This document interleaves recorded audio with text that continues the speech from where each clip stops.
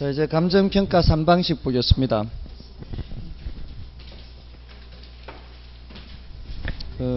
지금 172쪽에 감정평가 3방식 용어들은 익혀두셔야 됩니다. 일단 최소한의 용어입니다, 이게. 지금쯤은 이제 이게 어느 정도 용어가 되어 있어야 돼요. 3방식에 무슨 방식이죠? 원가 방식이 있고요. 비교 방식이 있고요. 수익 방식이 있죠. 이 중에 가장 어려운 게 뭘까요?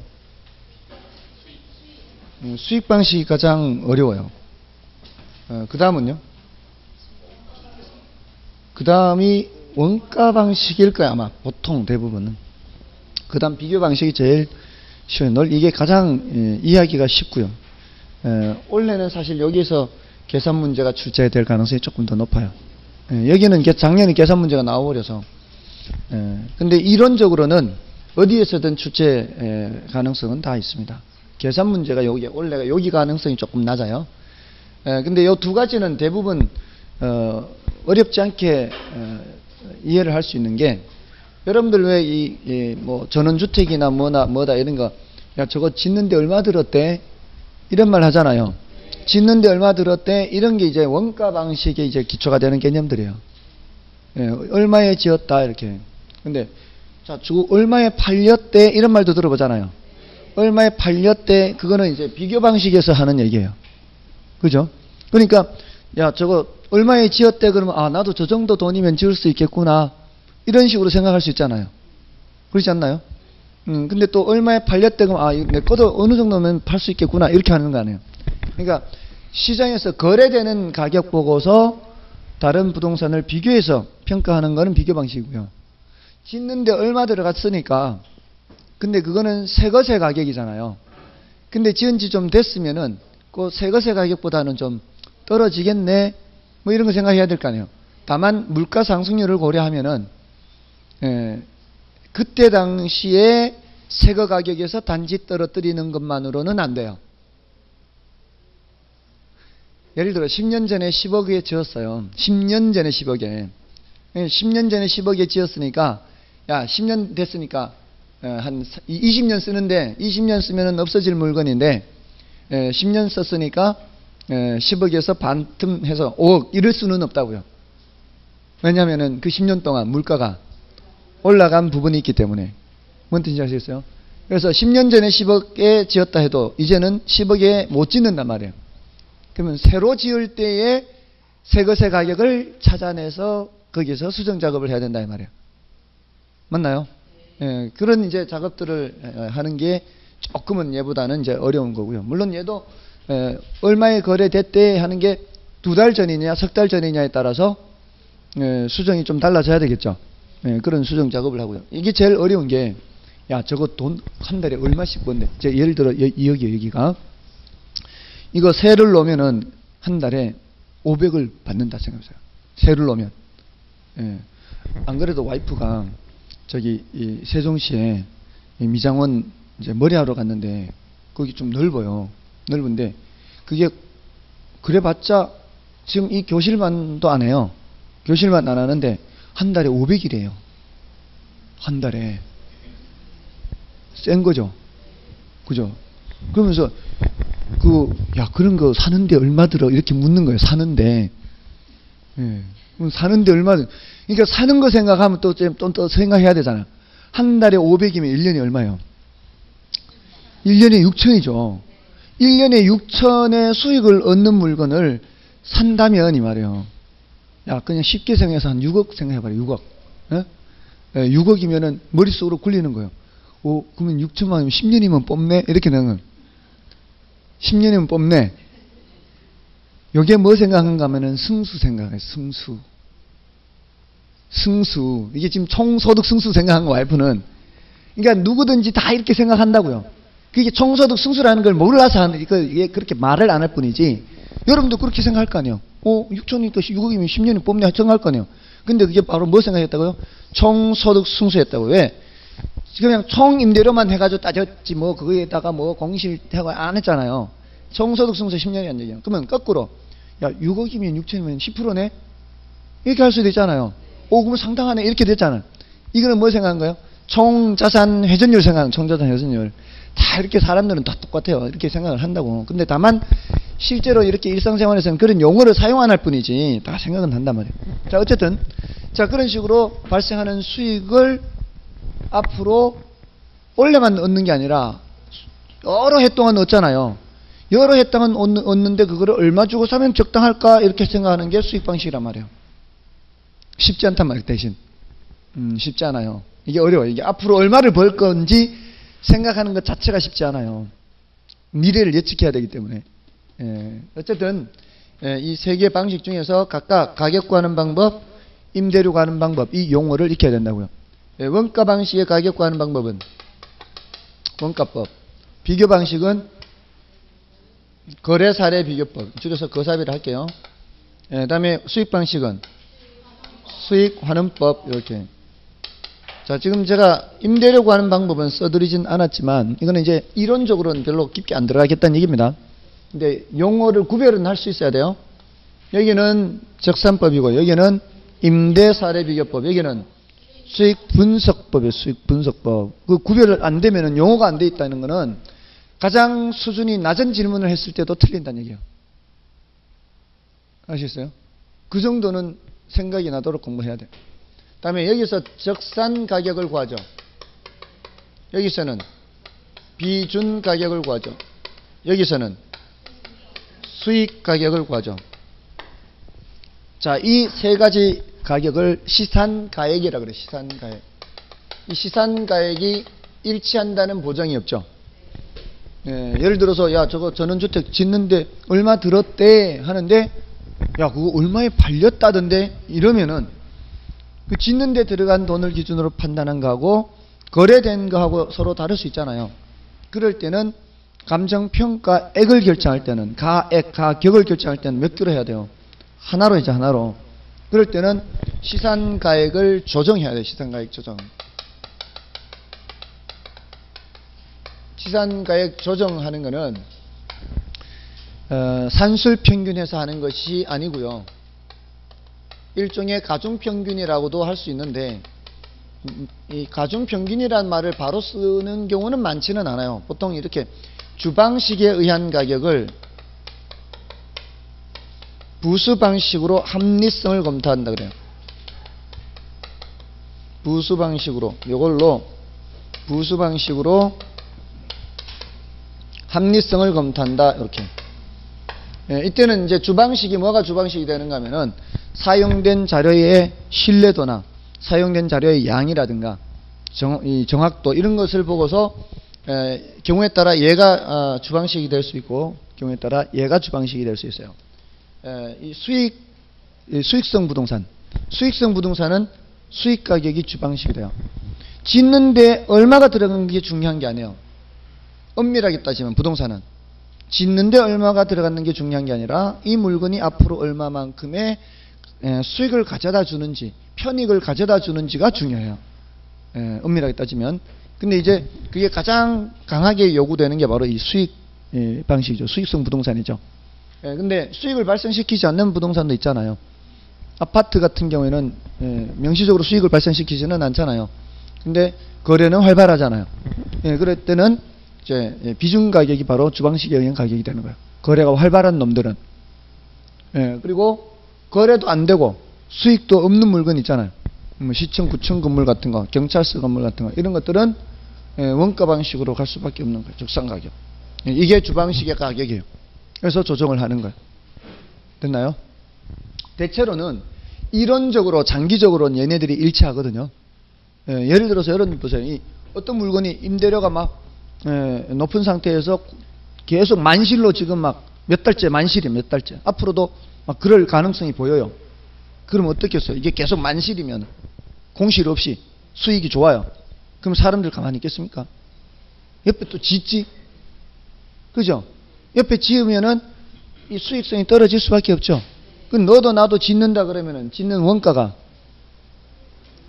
올라가겠죠. 그러니까 결국은 이론적으로 보면은 장기적으로는 일치하게 돼요. 근데 우리는 그때까지 기다릴 수 없어요. 지금 평가를 해야 되니까. 평가는 지금 해야 되니까. 그 일치할 때까지 기다릴 수 없다고요. 예, 그래서 지금 평가는 실제에서는 이렇게 차이가 있을 수밖에 없어요. 예, 그래서 시산가액을 조정하는 거예요. 됐죠?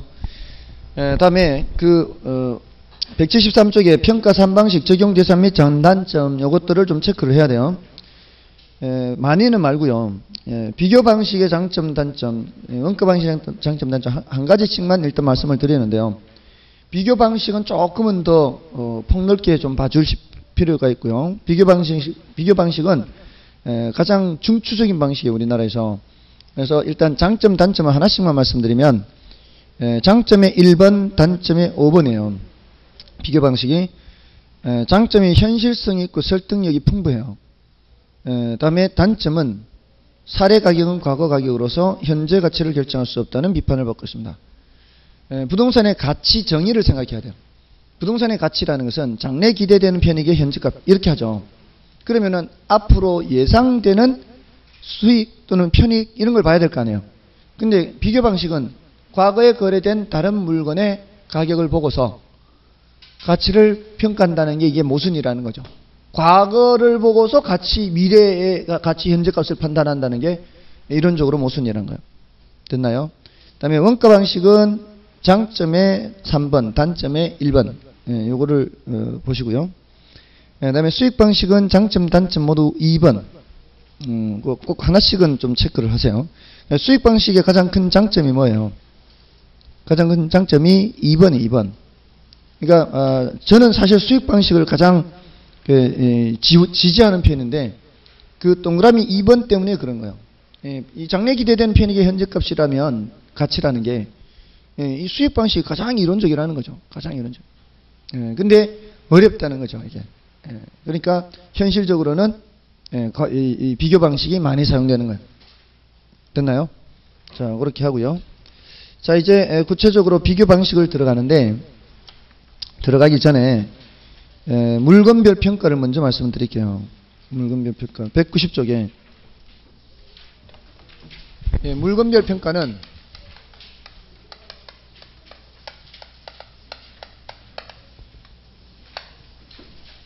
이제 토지는 어떻게 평가하고 건물은 어떻게 평가하고 뭐 산림은 어떻게 하고 공장은 어떻게 하고 이런 물건별 평가를 하는 겁니다.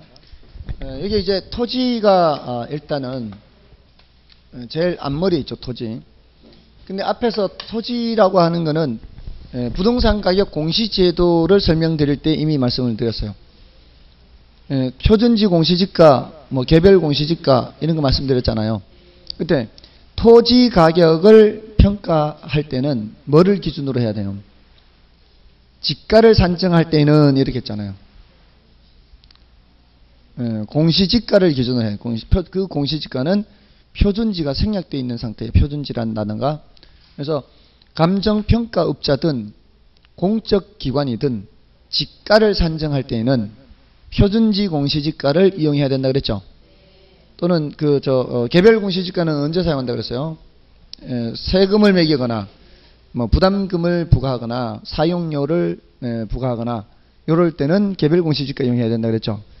그때 이미 했어요. 이거는 토지는 뭐를 이용한다고요? 표준지 공시지가. 이건 생략되어 있는 거예요, 지금. 토지는 표준지 공시지가를 기준해요. 그래서 이게 표준지를 사용을 하게 되면은 시점 수정을 하고 지역 요인을 비교하고 개별 요인을 비교하고 경우에 따라 기타 요인을 비교해요. 근데 이 비중 가격 계산할 때 비중 가격은 비사사시지계면 하죠. 자, 여기는 사례 가격을 기준으로 하잖아요. 여기는 뭐를 기준으로? 표준지 공시지가를 기준으로. 근데 여기는 뭐가 있어요? 사정보정이 있죠. 그리고 나서 시지계죠. 근데 여기는 사정보정이 없죠. 바로 시지계예요. 이유가 뭐예요? 이미 사정보정이 되어 있기 때문에 여기가. 됐죠? 그래서 그 토지는 그렇게 결정하는 표시지계 또는 뭐 기타 이렇게. 다음에 지금 이 토지만 별도로 표준지 공시지가를 기준으로 한다 이렇게 기억을 하시고요. 나머지는 이제 요 세 가지 방식 중에요. 원가 방식, 비교 방식. 그러니까 원가법, 거래사례 비교법, 수익하는 법이요. 이 중에서 가장 중추적인 방법이 뭐라고요? 가장 중추적인 방법, 우리나라에서 제일 많이 쓰는 게 비교 방식, 거래사례 비교법이에요. 이게 가장 많이 쓰는 거예요.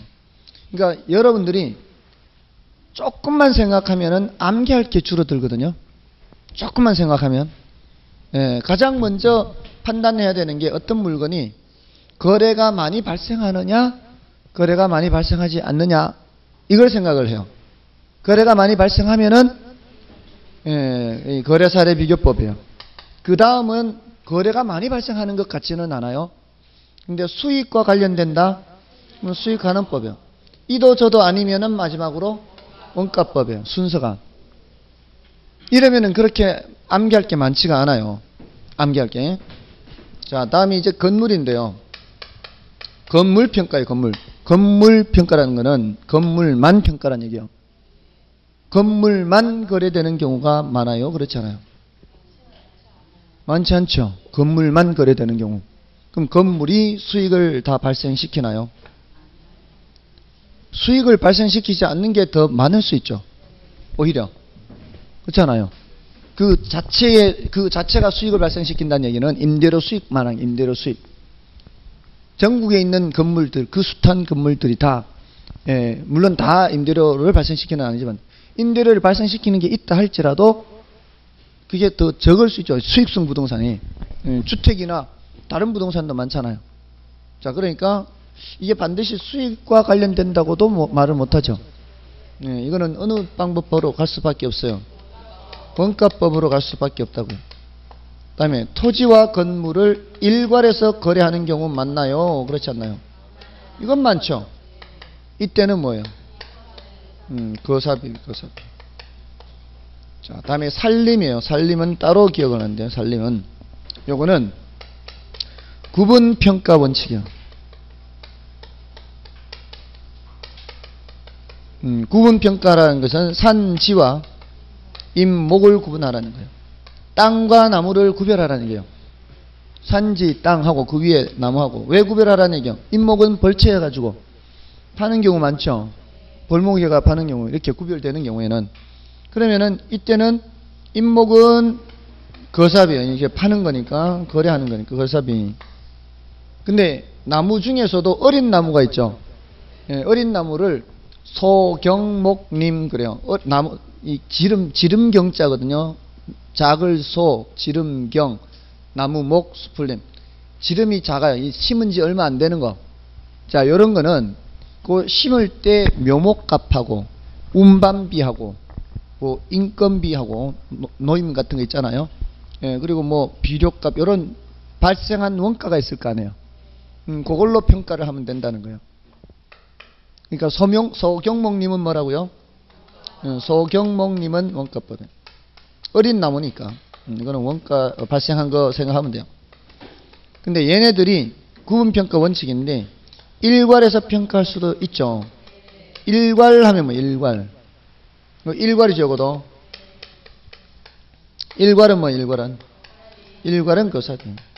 일괄은 거사비. 됐나요? 살림은 땅과 나무를 구분하되 나무는 거사비예요. 근데 어린 나무는 원가법. 근데 보통 또 같이도 많이 거래하잖아요. 산 팔 때 그냥 한꺼번에 산 팔아버리잖아요. 그러면 뭐요? 거사비. 됐죠? 다음에 과수원은 솔직히 저도 판단이 안 서요. 저희 집에 어릴 때도 과수원이 있고 하지만 제가 20년도 더 됐지만 그 예전에 공부할 때도 과수원이 그때부터도 거사비예요. 거래가 그렇게 많은지 모르겠어요. 과수원이. 근데 거사비예요. 그냥 거사비라고 생각하세요. 과수원은 거사비 그냥. 왜 그런지는 모르겠어요. 거래가 그렇게 많은 물건인지 모르겠는데 하여간 거사비. 다음에 공장이요. 공장. 공장은 개별자산 합산 원칙이에요.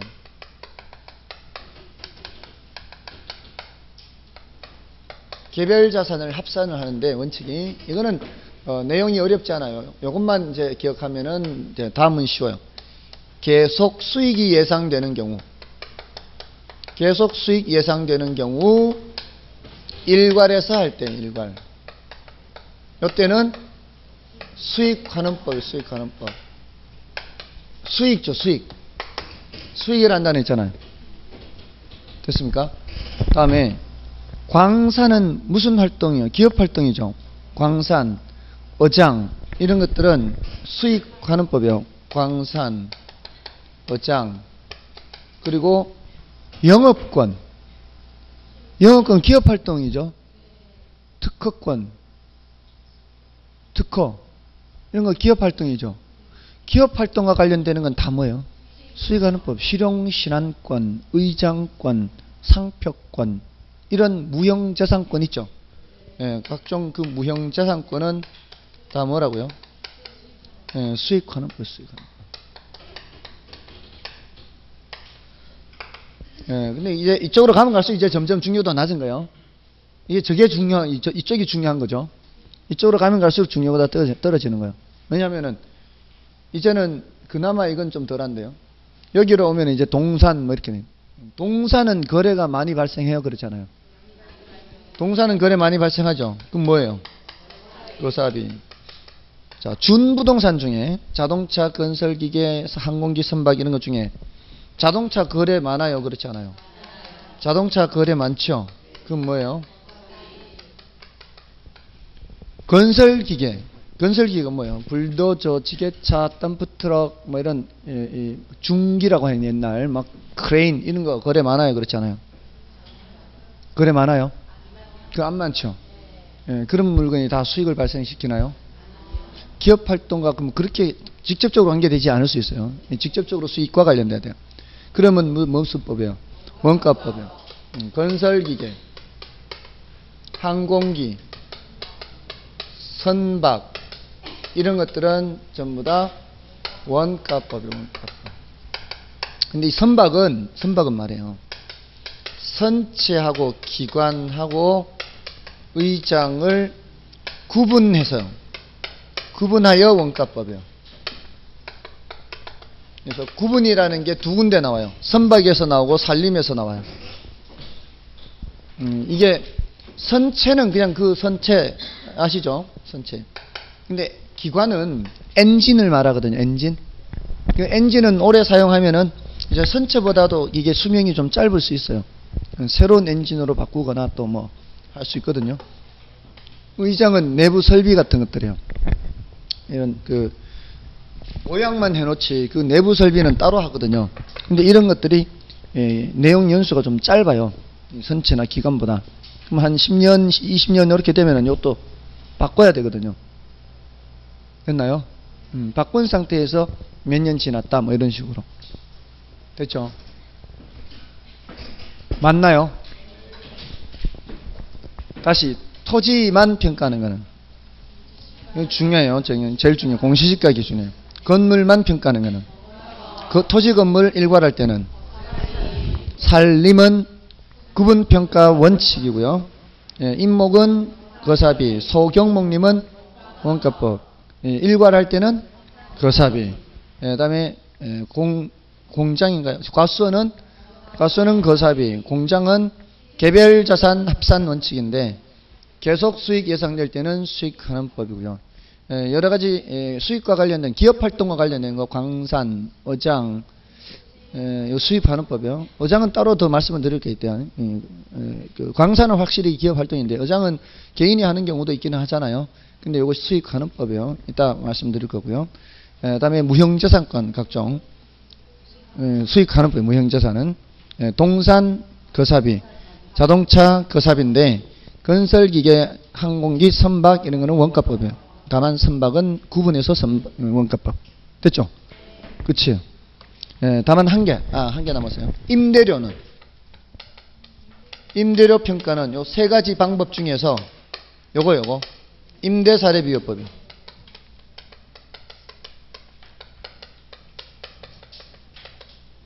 됐죠? 임대료 요거 조심해야 돼요. 임대사례비교법이에요. 자, 됐습니다. 다시 이제 앞으로 가셔서 비교 방식입니다. 174쪽. 자, 이렇게 여러 가지 방식 중에서 비교 방식은 이제 B44C 지계변이죠.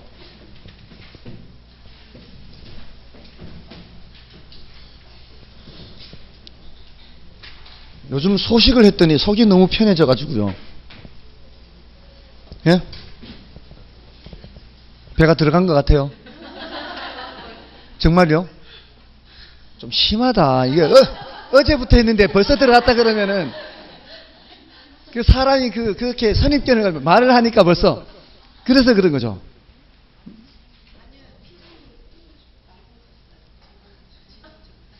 좀 심하다. 어제부터 했는데 벌써 그렇게 됐다는 거는 잘 보여요. 이게 무슨 투시하고 있어요. 보인다고 그러니. 근데 너무 좋은 거예요. 이 속이 편하니까. 예, 이게 양껏 먹을 때는, 그러니까 양껏 먹는다 해서 많이 먹는 게 아니라 한 공기를 다 먹을 때요. 한 공기를 다 먹을 때는 이상하게 이게 막 불편했어요. 이게 연식이 되다 보니까 기초대사량이 줄어들어서 같은 양을 먹어도 자꾸 찌잖아요. 예, 그러니까 양을 좀 줄이거나 아니면 같은 양을 먹으면 운동을 해야 되는데 제가 운동할 시간이 없잖아요. 근데 뭐 이게 이렇게 검색하다 보니까 뭐 운동하는 방법은 많더라고. 보니까 뭐 이 닦으면서도 하더라고. 이렇게 이 닦으면서도 앉았다 섰다 이런 것도 있고 뭐 하여튼 하는 방법은 많은데 그렇게 참 사기가 쉽지가 않잖아요. 그러니까 양을 줄이는 수밖에 없는 거예요. 이 양을 줄였더니만 너무 편한 거예요. 진작에 이걸 몰랐을까. 이제 조금은 이제 편해져서 조금 빠질 수도 있습니다. 이제 정말 진작에 이럴 걸. 근데 이제 약간 허하기는 해요. 허하기는 해. 그리고 이 마치고 집에 갈 때 특히 야간에는 냄새 풍기잖아요. 정말 이 유혹을 참기가 쉽지가 않습니다. 자, 이제 비중가격에 사례 가격부터 출발하잖아요. 그 다음에 사정, 보정, 시점 수정, 지역 요인 비교, 개별 요인 비교, 경우에 따라 뭐 면적 비교 할 때도 있고 안 할 때도 있고요. 기타 요인 비교 할 때도 있고 안 할 때도 있어요. 이런 것들은 제곱미터당으로 해버리면 얘네들은 굳이 할 필요가 없는 거고요. 자, 근데 여기서 이제 각각의 이제 이론 부분이 있는데 여기에서는 이제 사례 선택 기준이라는 게 있어요. 여기에 집어넣는 그 사례를 어떤 사례를 선택할 거냐 하는 거예요. 근데 요거는 어렵지가 않은 것이 뒤에 이런 수정 작업을 해야 되잖아요. 수정 작업을 하려면은 자료가 있어야 되죠. 근데 그 자료를 구할 수 없으면은 처음서부터 사례로 선택을 하면은 안 되는 거죠. 그게 이제 사례 선택 기준이에요. 사정 보정할 수 있는 놈이냐 없는 놈이냐 이거 보란 얘기야. 사례가 사정이 개입되어 있대요. 친인척 간 거래래요. 그러면 분명히 뭔가 있을 수 있잖아. 친인척 간 거래면. 근데 얼마나 싸게 거래된지 비싸게 거래된 내용을 알 수가 없어요. 그러면 그런 사례는 선택하면은 안 된다는 거예요. 사례 사정 보정 가능성이. 근데 사정이 개입되어 있지 않다면 굳이 따질 필요 없는 거죠. 그 다음에 시점 수정도 마찬가지예요. 시점 수정할 수 있는 사례냐 따져보는 거예요. 언제 거래된지 몰라요. 그러면 선택하면은 안 되는 거죠. 그런 거예요. 다음에 이건 어떤 의미를 또 갖고 있는가 하면 언제 거래됐는지는 알아요. 근데 1년 전에 거래됐대. 2년 전에 거래됐대. 그러면은 비교 가능성은 좀 낮다고 볼 수 있어요. 가능한 한 최근의 거래. 그래서 이거를 시점의 유사성이라고도 표현해요. 시점 유사성. 시점 유사성. 그 다음에 지역 요인 비교 가능성이요. 지역 요인 비교할 수 있니 없니 묻는 거예요. 이것도 마찬가지. 아까 말씀드렸는데 지역이 인근 지역 내 사례가 인근 지역 내 사례면 굳이 따질 필요가 없죠. 근데 유사 지역 사례면은 이걸 따져봐야 되죠. 그거는 이제 위치 유사성 이렇게 표현해요. 위치 유사성. 여기서 말하는 위치는 넓은 의미의 위치예요. 지역을 보는 위치, 지역. 그러니까 대상 부동산이 점포입니다. 그럼 점포면은 사례도 당연히 점포로 해야 되겠죠. 만약에 3층짜리 점포면은 그것도 뭐 한 3, 4층 정도의 점포로 와야 되겠죠. 이거는 물적 유사성이에요. 개별 요인 비교 가능성. 위치 유사성이 아니고 지역 요인 비교 가능성이 아니고. 근데 점포라 해도 이게 주거 지역에도 점포가 있을 거 아니에요. 상업 지역에도 점포가 있잖아요. 근데 주거 지역의 점포라면 사례도 주거 지역의 점포라야 위치 유사성이라는 그런 의미의 위치예요. 지역이 비슷한다 이 말이에요. 아시겠죠? 넓은 의미의 위치입니다 이게. 다음에 개별 요인 비교 가능성. 요거는 조금 전에 말씀드렸듯이 물적 유사성이라고. 물적 물건이 비슷해야 돼요. 대상이 점포면 사례도 점포, 대상이 단독이면 사례도 단독, 대상이 아파트면 사례도 아파트, 빌라면 빌라. 이렇게 됐나요? 자, 요게 이제 사례 선택 기준이에요. 근데 여기 이제 플러스 알파로 이렇게 설명드리는 게 있단 말이에요. 그러니까 요것에서 플러스 알파라는 걸 말씀을 드릴 때는 여기 조금 어렵다 느낌이 그러면은 일단 패스 이렇게 하라는 얘기예요. 최소한 이 정도는 파악하고 지나가시라는 얘기예요. 자, 여기서 이제 플러스 알파를 말씀을 드리는 거는 여기 이제 들어가는 요 놈이 요 가격이 사례가 지금 개별 이거와 관련된 개별 요인 가능성과 만약에 대상이 낮이라면 사례도 낮이라야 좋겠죠. 그게 이제 물적 유사성이죠. 근데 대상이 낮인데 사례가 낮이가 없어요. 복합 부동산밖에 없어요. 복합 부동산 가격이 10억이에요. 그럼 이 10억을 다 집어넣으면 안 되잖아요. 쪼개야 되겠죠. 뭐하고 뭐로? 토지 가격과 건물 가격으로 쪼개야 되잖아요. 이렇게 쪼개는 거를 배분한다 그래요. 배분법 하래요. 쪼개는 방법을 배분법이라 그래요. 토지 가격과 건물 가격으로 나누는데 건물 가격을 구해서 빼는 방법이 있고요. 건물 가격을 구해서 빼면 되잖아요. 그걸 공제 방식이라 그래요. 이거는 10억에서 건물 가격 빼는 거예요. 뺄셈 하는 거예요. 뺄셈. 그다음에 비율 방식이라는 게 있어요. 비율 방식. 이거는 10억에서 곱하기 토지 가격 비율을 곱하는 거예요. 토지 가격 구성비. 토지 가격이 얼마나 구성되어 있느냐. 이걸 곱하는 거예요. 자, 그러니까 이런 복합 부동산 사례를 구했을 때는 건물 가격 자료가 추가로 입수가 돼야 되죠. 안 그러면 못 나누니까. 또는 토지 가격 구성비에 대한 자료가 추가로 있어야 되죠. 둘째 하나. 그러면 쪼갤 수가 없잖아요. 이게 모르면은. 그러니까 설령 이렇게 물적 유사성이 이렇게 더 인정은 되지만 물적 유사성이 이게 없어서 얘를 선택할 때라 할지라도 배분법을 적용할 수 있는 자료가 추가로 있어야만 선택할 수 있단 말이에요. 됐죠? 자, 요거는 조심해야 돼요. 이게 조금 난이도 높은 경우에 언급되는 거예요. 우리 시험에서는 이렇게 잘 출제가 안 됐어요. 근데 모의고사 같은 데는 자꾸 나오니까. 그래서 제가 좀 수업하면서도 조금은 이렇게 어려운 부분이 뭔가 하면은 시중에 모의고사들이 쓸데없이 어렵게 출제하는 것들이 있단 말이에요. 실전에 잘 나오지도 않는데. 근데 문제는 저만 내는 게 아니잖아요. 다른 사람들도 많이 내고 이렇게 하는데 분명히 여러분들은 제가 내는 문제뿐만이 아니라 다른 문제도 자꾸 본다고. 근데 거기에 보면은 이렇게 시험 범위와는 조금 이제 거리가 있는 그런 것들도 출제를 한단 말이에요. 근데 이렇게 들어갈수록 조금은 더 사실 우리 수준을 벗어나는 거예요. 여기서의 배분법하고 이건 중요도가 낮다는 얘기예요. 그러니까 그런 거 나오는데 여러분들이 그걸 판단을 스스로 잘 못하니까 안타까운 거예요. 어려운 게 출제가 돼도. 점수 안 나온다고 실망만 하는 거예요. 이게 어려워서 그러는데. 그 앞에 지난주에 수익 배분의 원칙 했죠. 수익 배분의 원칙은 뭐를 배분하는 거예요? 수익을 배분하는 거예요. 수익을 배분하되 최종적으로 누구한테 떨어진다 그랬어요? 토지한테 떨어진다 해서 토지자녀법 이런 얘기했죠. 이 배분법은 수익을 배분하는 게 아니고 뭐를 배분하는 거예요? 가격을 배분하는 거예요. 가격을. 그냥 배분법은 가격을 배분해요. 그죠? 이 배분이란 단어에 속지 말라고요. 이건 수익을 배분하는 거고, 이거는 가격을 배분하는 거고, 이거는 수익환원법에 관련되는 거고, 이거는 거래사례 비교법에 관련되는 거고. 됐나요? 예, 그렇게. 자, 이건 뭐 조금 더 깊게 들어간 거고요. 다음에 그래서 우리 교재에서는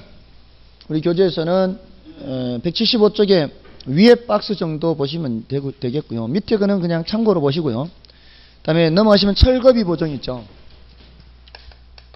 요것도 이제 플러스 알파로 보는 건 철거비 보정. 근데 요게 조금은 더 가능성이 있어요. 이게 철거비 보정이. 철거비 보정. 요건 뭔가 하면은, 자, 대상이 낮은데 사례가 낮으면 제일 좋겠죠. 근데 사례가 또 낮이가 아니에요. 사례가 건부지인데, 사례가 철거 대상이 있는 건부지역, 철거 대상이 존재하는 건부지역, 사례가.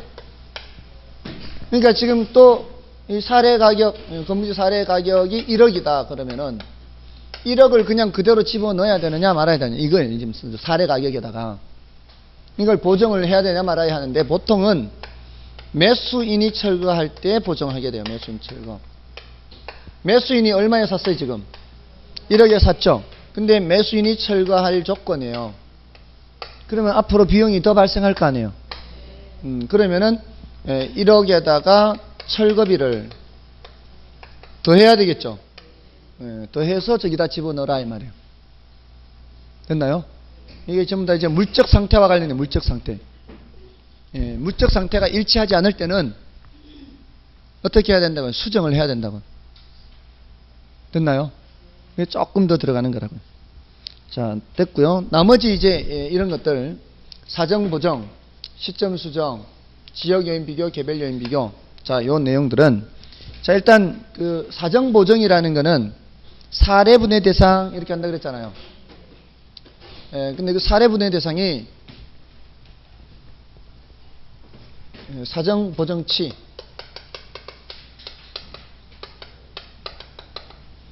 사례분의 대상 하는데, 문제에서 명시적으로 대상이라는 거를 안 줄 수도 있어요.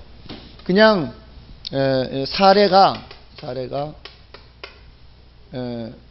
고가로 거래됐는데, 이렇게 고가로 거래된 고가 거래 이렇게 나오면은 대상이라는 게 없다 할지라도 얘는 그대로 두고 100분의 100을 기준으로 해서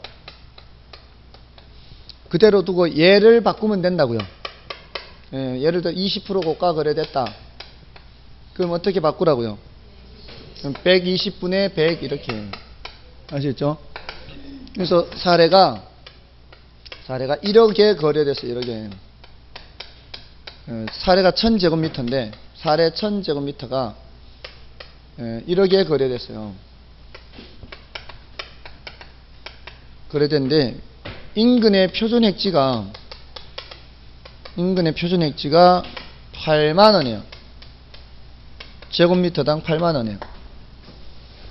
자, 이러면은 이 사례에 적용할 사정 보정치는 하면 어떻게 한다고요? 이거는 1000제곱미터에 1억이니까 빼야 되잖아요. 그러면 어떻게 10만원 분의 8만원 이렇게 하라면, 여기 지금 대상이란 말은 없죠. 대상이란 말은 없죠. 사례가 고가로 거래됐다면 사례가 이렇게 됐죠. 이렇게 하면 된다 이 말이에요. 이제 가장 일반적으로 질문하는 거는 아까처럼 이렇게 사례가 20% 고가로 거래됐다. 그럼 이제 120분의 100 이렇게 하면 돼요. 자, 이와 같은 논리로 다 시점 수정이나 지역 요인 비교, 개별 요인 비교를 하는 거예요. 전부 다 원칙이 뭐분의 뭐라고요? 사례분의 대상 이렇게. 자, 근데 시점 수정은 이제 시점 수정하는 방법은 두 가지예요. 시점 수정치를 계산하는 방법은 지수법이라는 게 있고요. 그다음에 변동률법이라는 게 있어요. 이 지수법은 이렇게 기준 시점 지수도 주고요.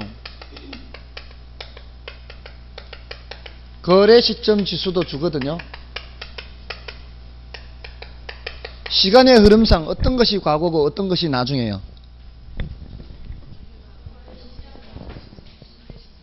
이게 과거고 이게 더 나중 현재 시점하고는 좀 다르죠. 조심해야 돼요. 기존 시점과 현재 시점은 다른 개념이니까 조심해야 돼요. 그러니까 이게 과거고 이게 나중이잖아요. 그럼 시간의 흐름상 이렇게 가는 거죠. 그래서 이게 100이고 보통 거래 시점을 기준으로 잡고 이걸 기준으로 잡거든요. 기준 시점하고 기준 시점이 기준하고 다른 말이에요. 이게 분모잖아요. 분모에서 분자 이렇게 되잖아요. 이걸 기준으로 해서 이렇게 되면은 그동안의 가격이 올랐다는 얘기죠. 그러면은 100분의 그리고 1보다 큰 수가 나와야 되겠죠. 그래서 이거를 그 시점 수정치를 지수법의 시점 수정치를 공식으로 굳이 쓰자면 어떻게 나타내요? 거래 시점 지수분의 기준 시점 지수인데 이걸 굳이 외울 필요가 없다 이 말이에요. 생각을 하면은 된다. 우리는 생각을 해야 돼. 생각을 하면 암기할 게 줄어든다고. 이게 시간의 흐름상 여기서부터 이쪽으로 온다면은 이게 1보다 큰 수가 돼야 될 거 아니에요. 그러면 그냥 이렇게 큰 수 만들면 되는 거죠. 이렇게. 그죠? 시간의 흐름대로 생각하면 되는 거예요. 그리고 이게 숫자가 작아지면은 그동안의 가격이 내려갔다는 얘기예요. 이렇게. 됐죠? 근데 변동률법은 어떻게 하고요? 변동률법은 1 플러스 변동률 이렇게 한다고요. 그래서 그 문제에서 5% 이렇게 주면은 1 플러스 0.05 하고요. 마이너스 3% 하면은 1 마이너스 0.03 이러면은 이게 변동률법이 되는 거예요. 그래서 간단하고요. 그 다음에 지역 요인 비교와 개별 요인 비교 마지막 요거죠. 요거는 종합적 비교법과 평점법이 있죠. 종합적 비교법과 평점법. 종합적 비교법은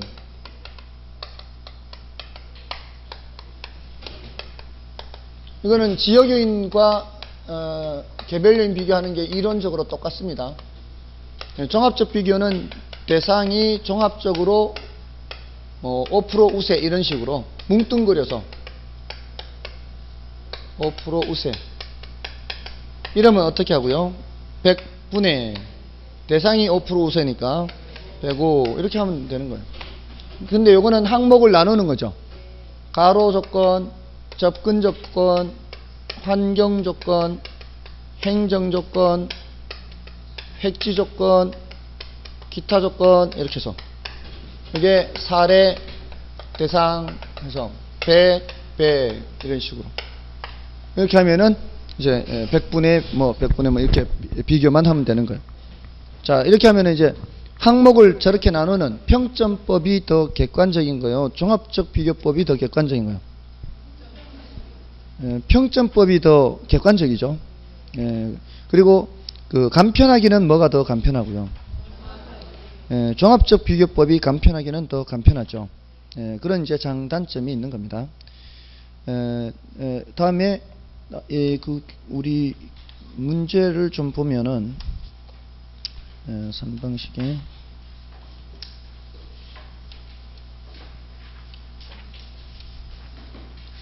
그 608쪽을 보십시오.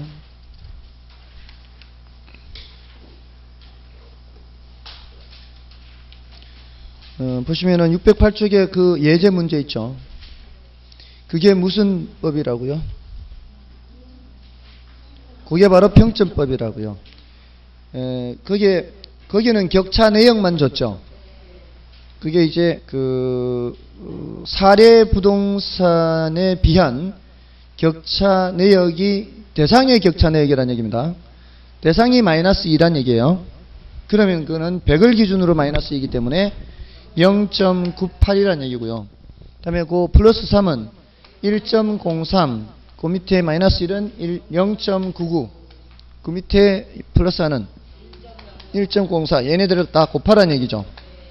곱하면 이게 상승식이라고 해요. 상승식. 곱하는 게 상승식. 근데 그 항목이 몇 개예요 지금? 5개죠. 거기에 제가 저기 써놓은 항목하고 비교했을 때 뭐가 한 개 모자란? 저긴 6개 써놓지 않았나요? 획지죠, 획지.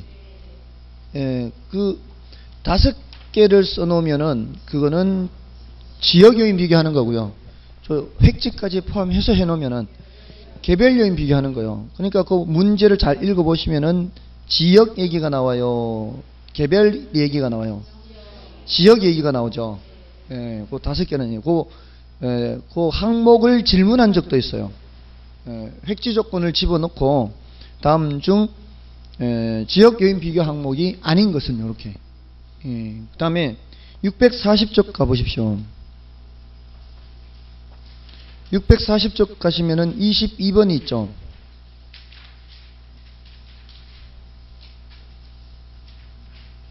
22번 640쪽에 그거는 항목이 몇 개예요? 그거는 항목이 6개죠. 그거는 뭘 비교하는 거예요? 개별 요인 비교하는 거라고요. 됐나요? 그게 이제 거기에는 획지가 들어가 있다고. 됐죠? 자, 이렇게 해서 좀 봐주시고요. 나머지는 이제 여러분들이 확인하시면 되겠습니다. 좀 쉬고 이제 원가 방식 하도록 하겠습니다.